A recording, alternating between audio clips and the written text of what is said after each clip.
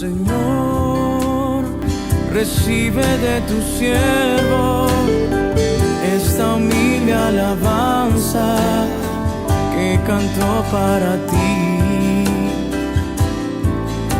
Jesús, sé mi luz y mi guía, y sé el aire que respiro.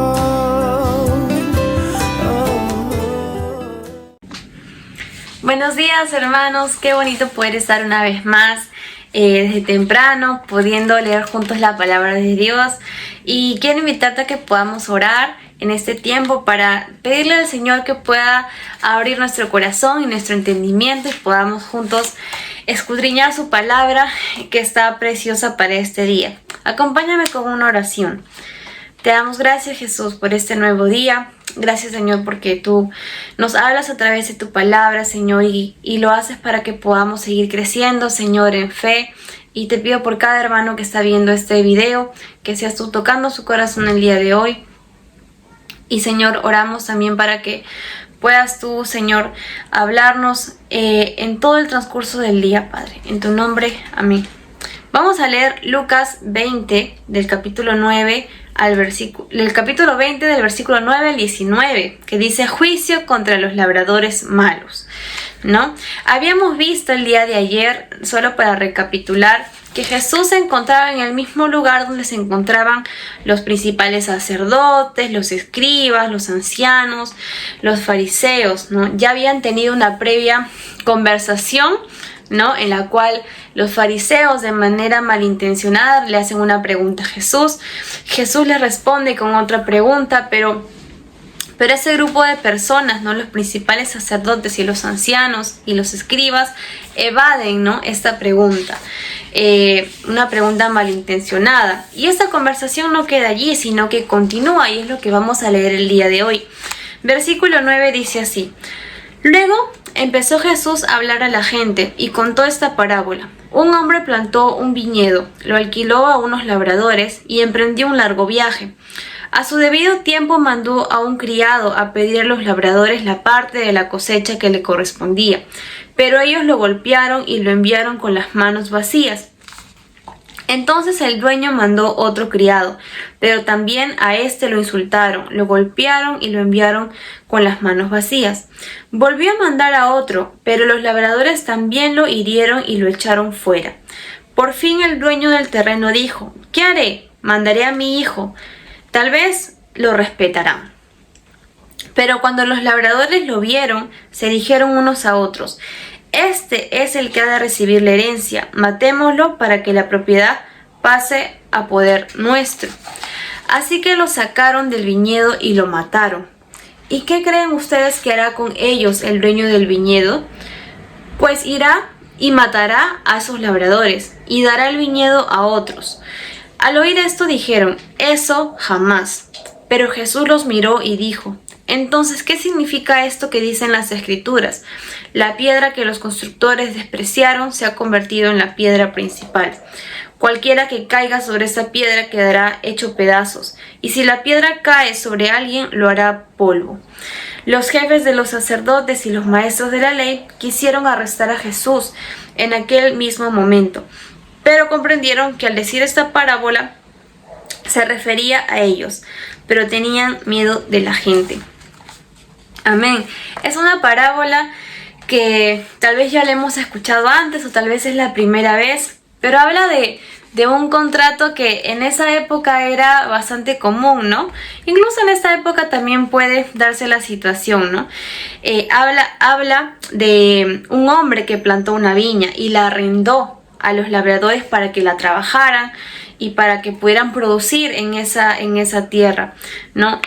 ¿A quién se refería Jesús cuando mencionaba a los labradores y mencionaba a un hombre?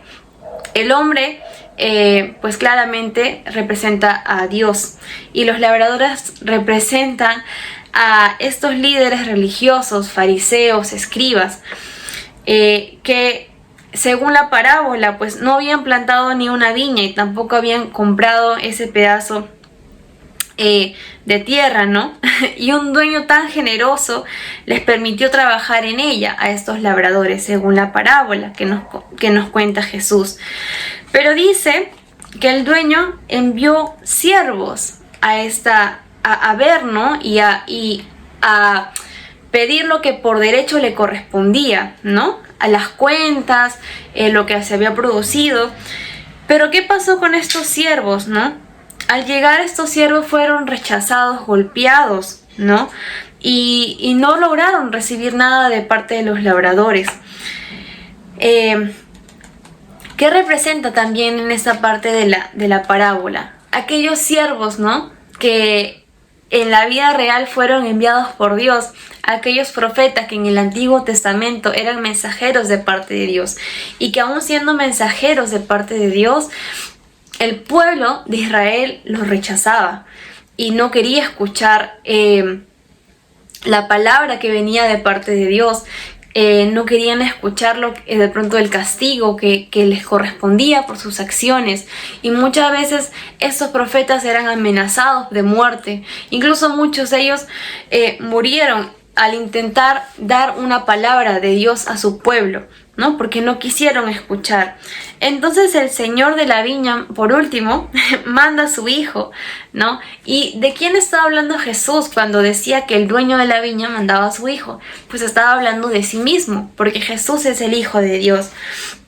Pero dicen también que los labradores lo echaron fuera y lo mataron, ¿no? Lo mataron. Y Jesús, pues sabemos que ya estaba próximo, ¿no?, a llegar a la cruz, y sabemos que Jesús sabía muy en claro lo que iba a pasar con él.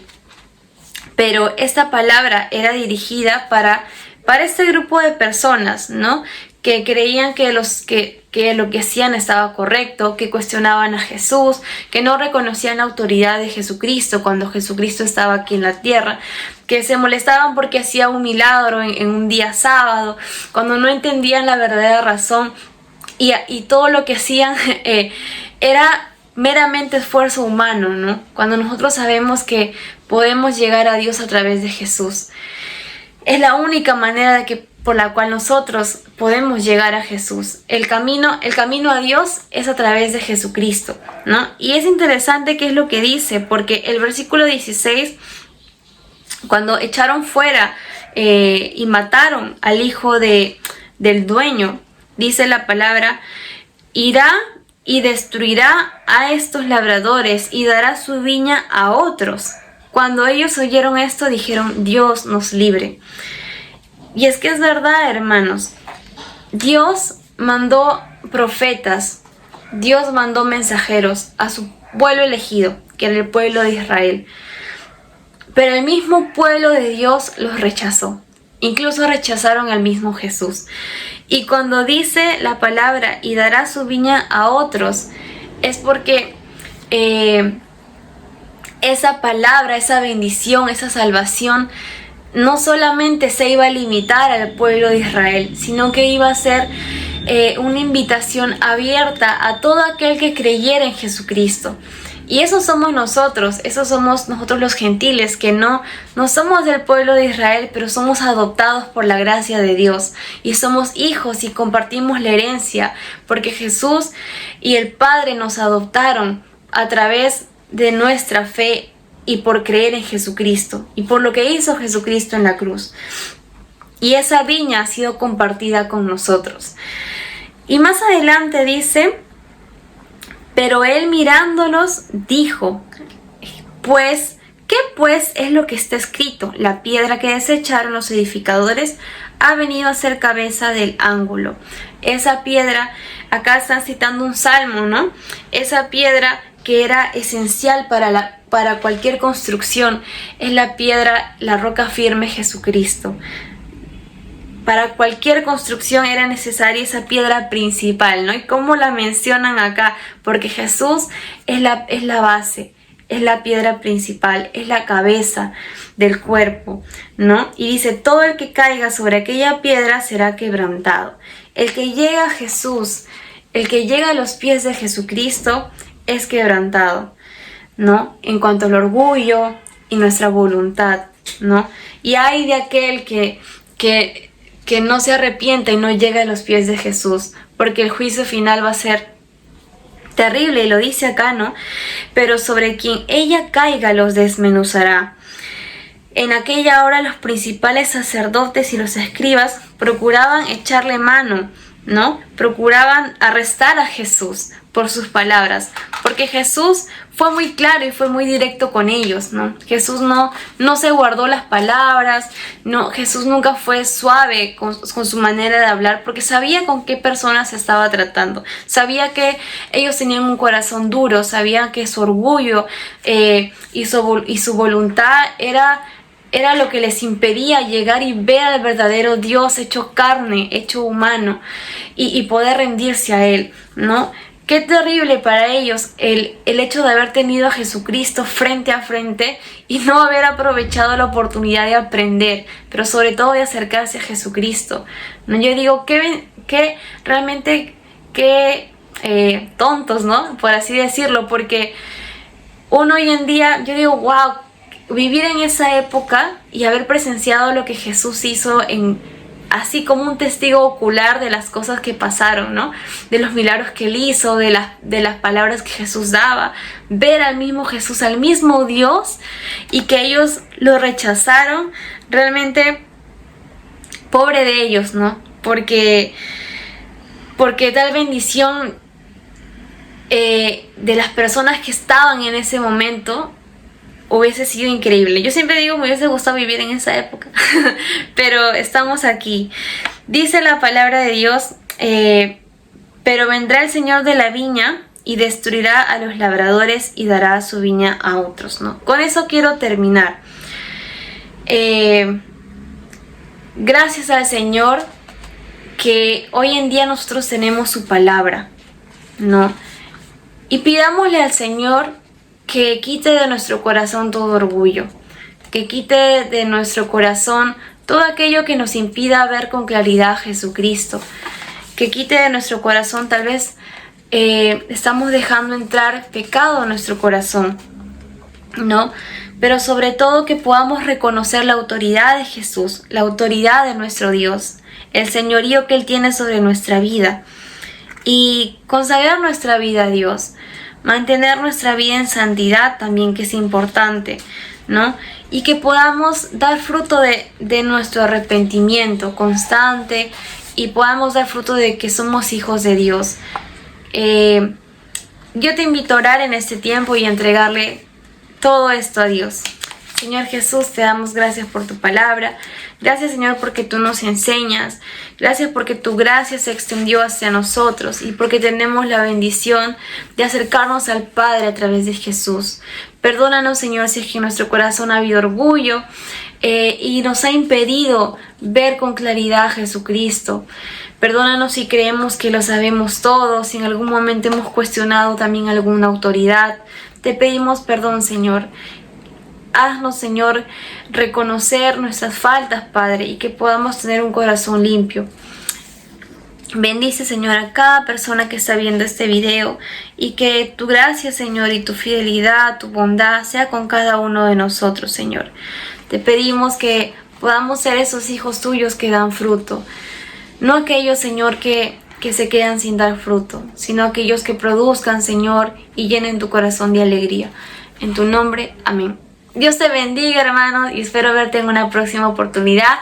No te olvides de poder compartir también este devocional y que el Señor esté con cada uno de ustedes. Señor, recibe de tu siervo esta humilde alabanza que canto para ti.